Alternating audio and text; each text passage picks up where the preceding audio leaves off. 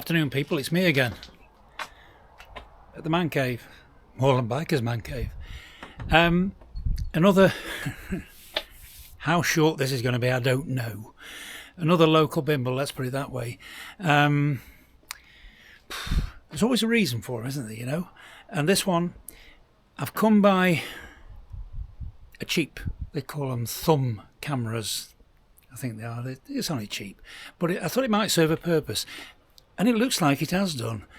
I just want to use this as a face-on camera for my introductions on the bike, and it seems to have worked. So, you know, 50 quid paid off. At least it frees up me DJI cameras to do other things with. But either way, that's one of the reasons for it. The other reason is a new green lane, or at least new to me. Not new at all, but it's a fresh green lane for me, so I've had a go at that as well, over towards Buxton. Some very scenic riding in between, obviously, and then down into Buxton, and for a little look at probably the most historic part of Buxton, really, currently anyway. Yes, okay, it's got Roman origins as Buxton, but this is Duke of Devonshire stuff anyway. So, see what you think anyway. All right. And I'm sure you'll let me know. All right. Cheers.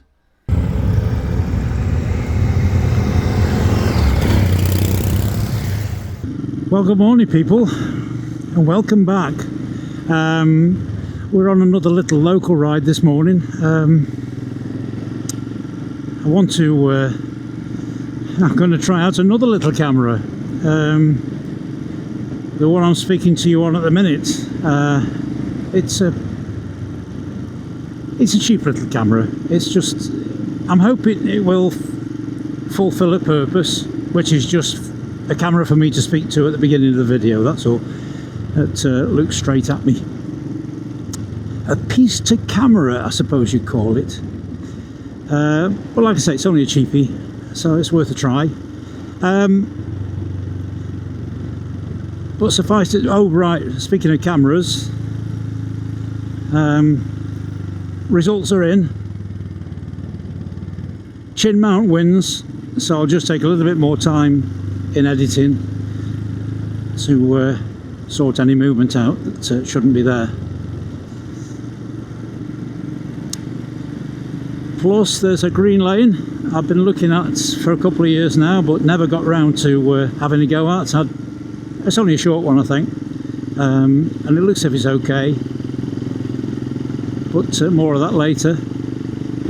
But we're just coming up to one of our border villages. We're in Staffordshire, we're in the Staffordshire Moorlands at the minute, but we're right on the edge of the Dove Valley, and the Dove being the border between Staffordshire and Derbyshire. This is effectively a border village. Sheen. S-H-E-E-N-E. Pleasant village, but neither pub nor shop anymore, so it's not got a lot going for it in the way of services. This used to be the pub on the left here, the Staffordshire Knot. That's not been open for a long time now. I'm thinking probably over 20 years. Although the sign's still on the side of the building.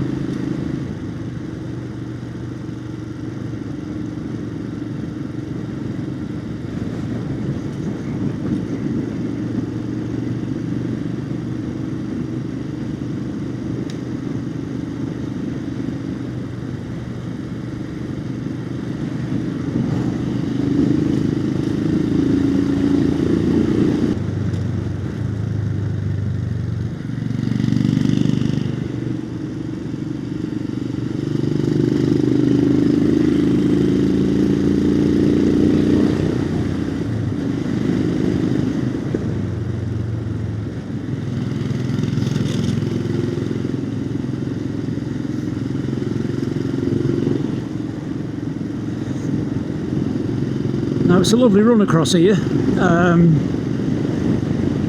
We've come out of the village. This is this long stretch in front of us is called Sheen Top, and up on the left is you might be able to make out the trig point, the white trig point up on the top. That's Sheen Hill, and yes, it is an Ethel. Got to think about these Ethels now. And it's one I haven't stood on the top of yet, so not doing that today. Down the valley on the right is the River Dove, the Dove Valley. So the hills you can see over on the right hand side in the middle distance, that's Derbyshire. Across there.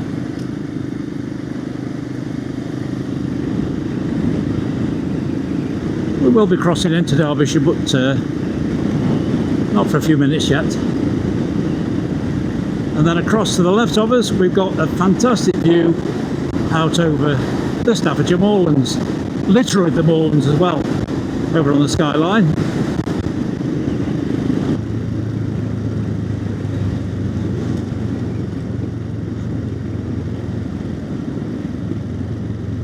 And another fine view in front of us is those hills I've mentioned so many times.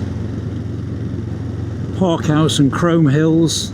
See the sharp peak of Crome Hill, the Dragon's Back, but we'll be passing between those two hills in a few minutes.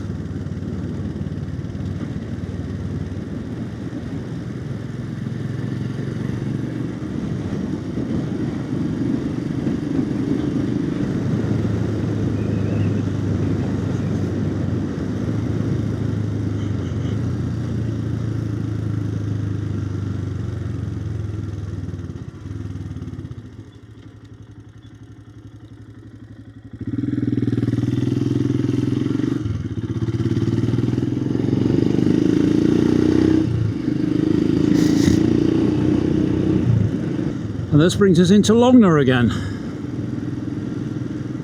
The village we've passed through so many times, but I'm going to go a different way this time. I'm going to cut across the back, cut the corner off. Oh God, who'd have thought there'll be traffic lights in the back streets of the village of Longner? Could only be me who found them.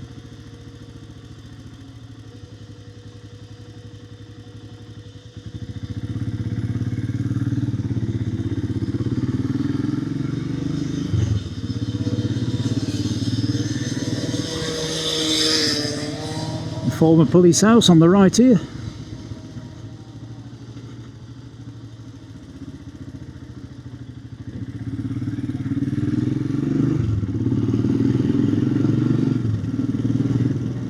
It's quite a pleasant village, is Longner. It has at least got a pub and a shop.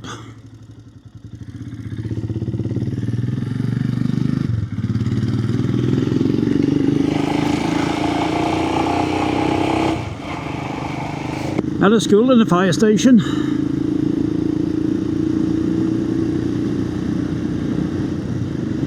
Fire station is manned by retained firemen, part-timers, good lads as well.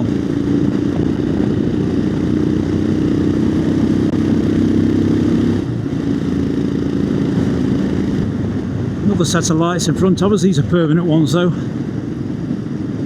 This is a little this little hill in front of us is known by the locals as Chesford. And oh God, 30 years ago, maybe more, the ground started to slide away on the right hand side of us. It was two-way traffic, but the ground started as subsidence and it started to slide away, and they put temporary lights up while they decided what to do, and then eventually decided even more lights, and then they decided that no, it's going to cost too much to reclaim the roadside, so they just made it one way and made the lights permanent. So that's how come we got those lights. When I see so many temporary lights on this route, I worry that one or two of the lanes might not be open. I've seen nothing yet though to say otherwise.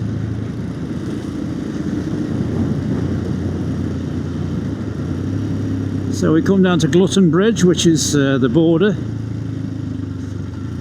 The bridge is over the River Dove. Just here. Very junior River Dove. So that's us in Derbyshire.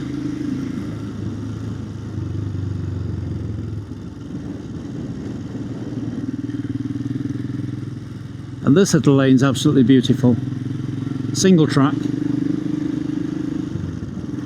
Perfect for the Himalayan, whichever way you want to look at it. Oh, orange jackets. Could spell disaster. Or maybe not.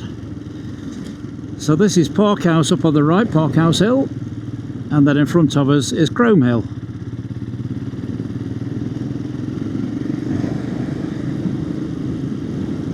Both of them are sites of special scientific interest in that they are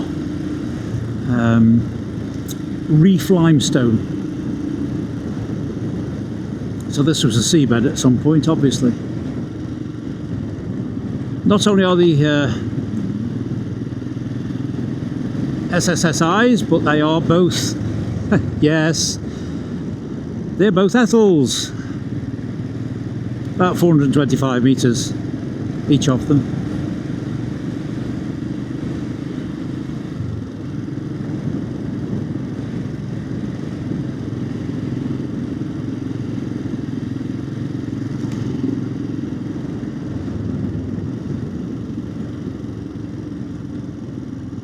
And this leads us into Dowelldale, D-O-W-E-L. So that Crome Hill up to the left of us, you can see the dramatic nature of the limestone reef that it's made up of. And the farmhouse across on the right is Dowell Hall. That was the manor house for the area back in the day. It was Dowell Hall.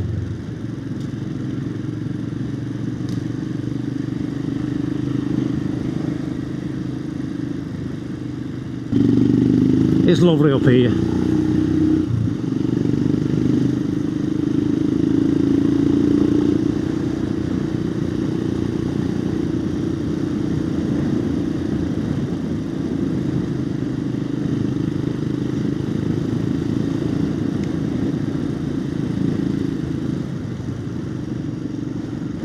Wherever you got limestone scenery, you can guarantee there's going to be dramatic scenery.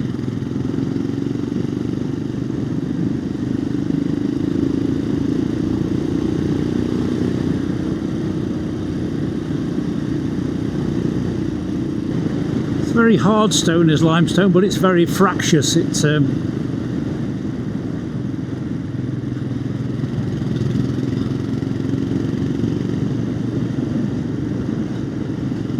the ice gets into it during the winter and cracks it.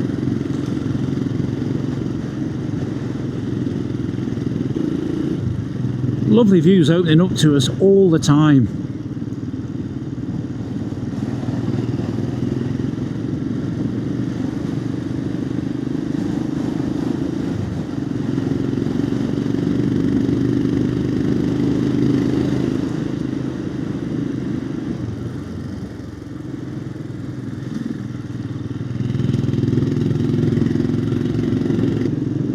Might be able to pick out the traffic moving across over to the left. That's A53 at Axe Edge.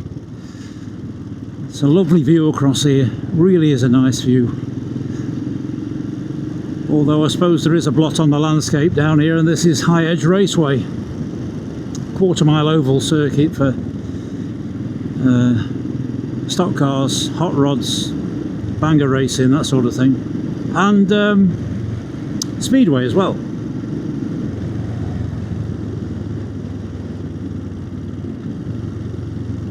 Come on, girls. You're okay.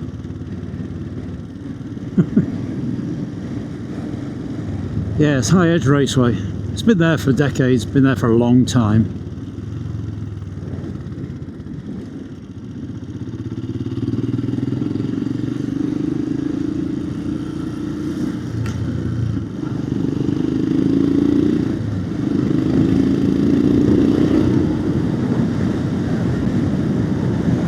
It was part and parcel of MOD Harbour Hill at one time. It was High Edge.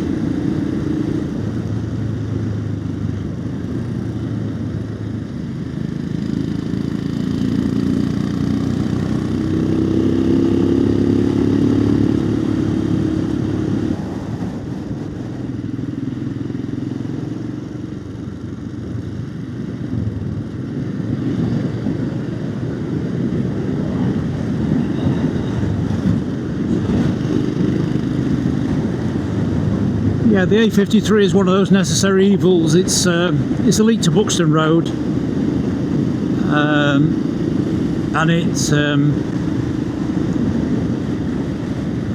used a lot by heavy traffic, heavy goods vehicles. A lot of which are quarry traffic, being in the limestone area that we are, surrounded by quarries really. Although there's none around at the minute. Traffic, that is. Look at that for a view. That's just missing Buxton really, that is. Buxton's round to the left of us in the hollow, but you're looking out towards Kinder Scout, I suppose, really. The high moorlands up there. It's not quite Kinder, but it's not far off, and there's a lump across there over to the right. That's Mam Tor, the Shivering Mountain.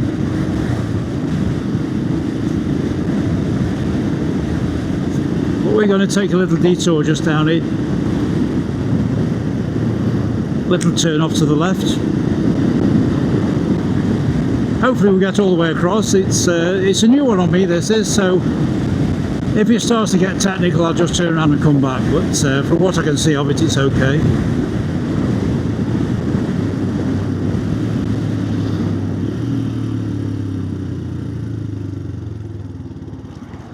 The green sign says byway open to all traffic, so it's legal for us, although you never know, byways are being downgraded constantly. But the little red sign says byway, so it must be okay.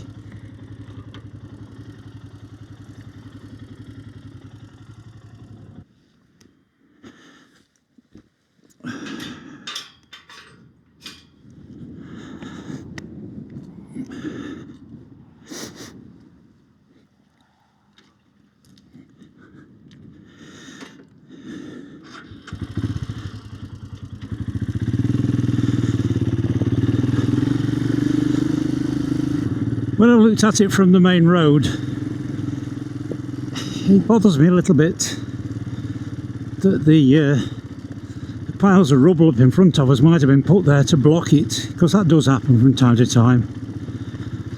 So I don't know what the situation is quite up here. Hopefully it's okay.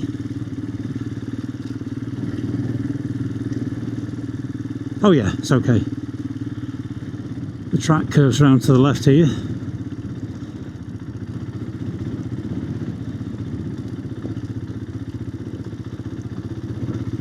Oh, I see where it comes, yeah.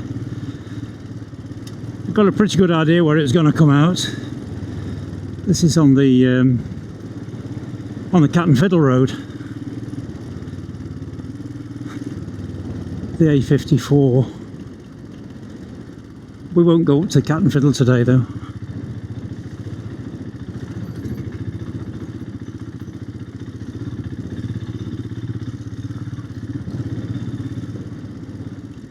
We'll turn right and drop back into Burbage, south side of Buxton.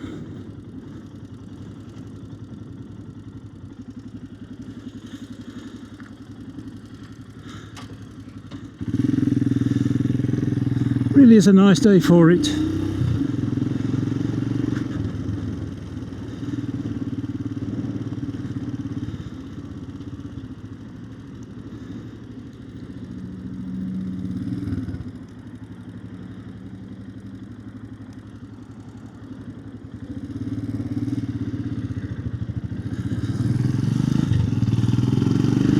but it is a nice road. It's a nice little stretch down into Buxton, down into Burbage, I should say.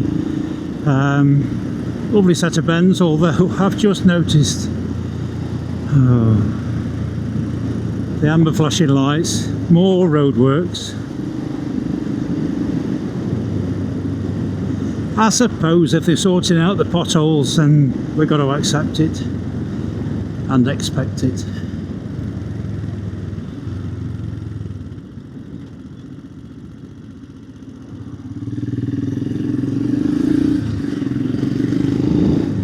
Anybody's guess.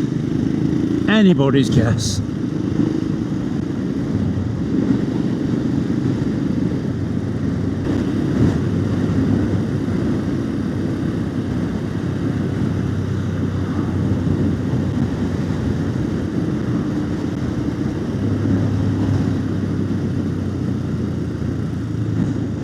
Now we are going to go into Buxton, the interesting part of Buxton, but not just yet. I've got a little errand to run.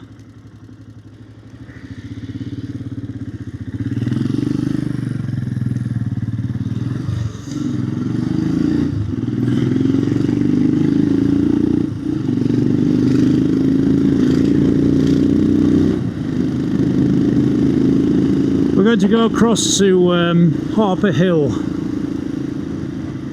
and onto the industrial estate that used to be MOD Harper Hill. I know I've mentioned it before, but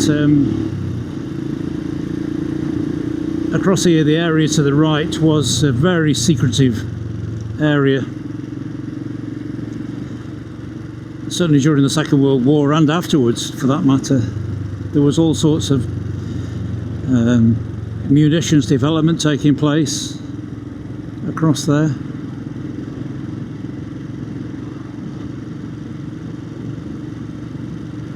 There's still an explosives based operation across there on behalf of the health and safety office. Up on the left of us, this is Grinlow, but you see the tower up on the left, that's Solomon's Temple up there, up on the top.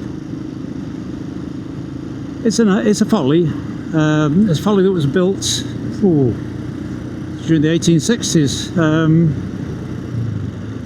at the behest of a fellow called Mycock, local landowner by the name of Mycock, and it's like a lot of follies. It was built to provide work for local stonemasons and builders when they were out of work.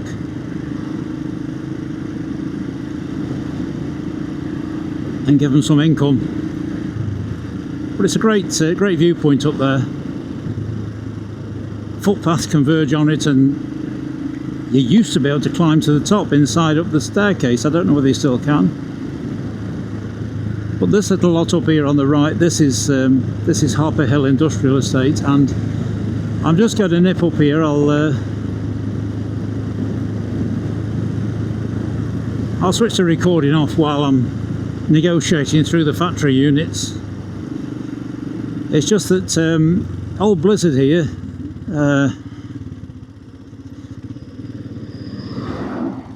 only 5 years old, but showing its age more than it should do. Particularly the ancillaries, the bolt-on extras like the engine bars, the engine protection bars. They're a bit crusty, shall we say. So there's a place up here, High Peak Powder Coating. They've been recommended to me to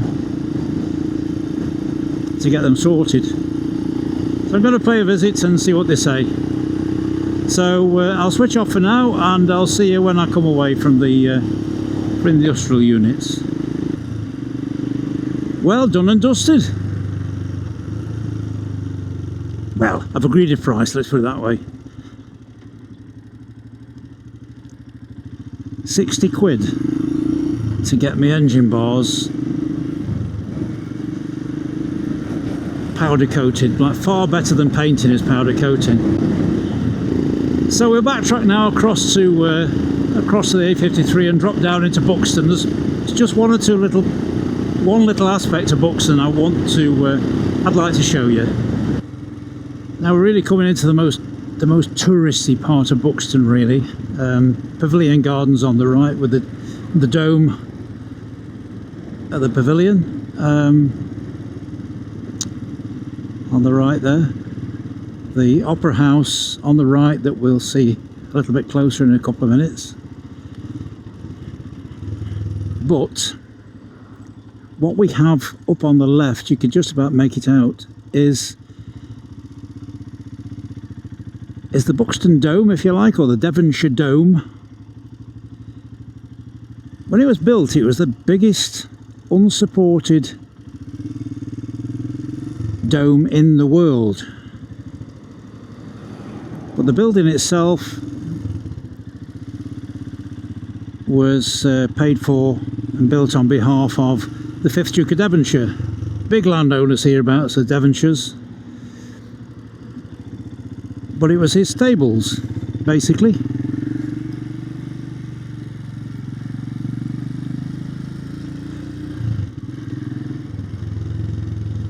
There's the Opera House. That was built during the 19th century.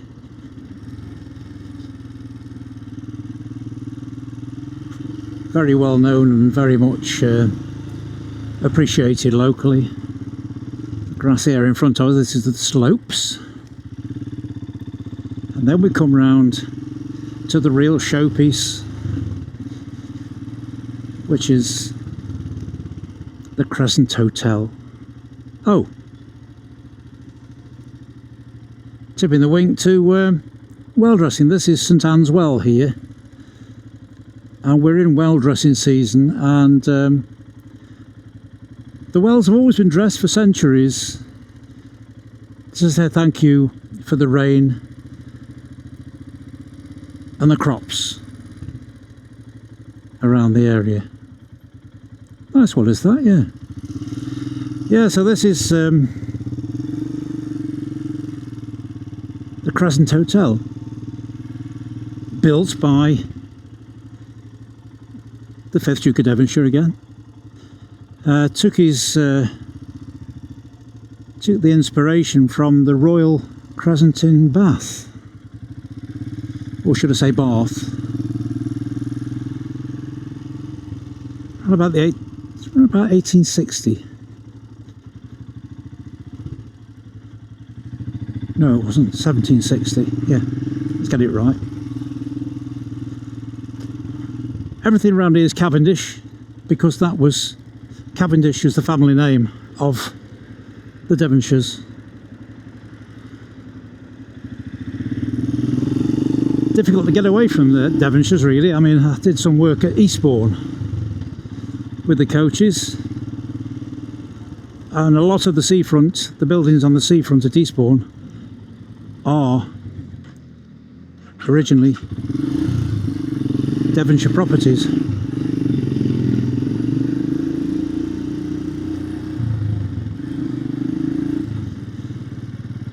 And then the 7th Duke of Devonshire was involved in the Palace Hotel, very grand building. So yes, quite a place at this end, quite a place. So with that I'll wind this one up as we're coming out of Buxton, and I'll thank you for watching. Hope you found it interesting. It's certainly nice to find another green lane, but yeah. But if you found it interesting, just if you give us a thumbs up, you know, give us a like, that sort of thing, and subscribe and all that. Doesn't cost anything. Drop me a comment. Yeah, always reply to them. So I'll see you in the next one. Cheers.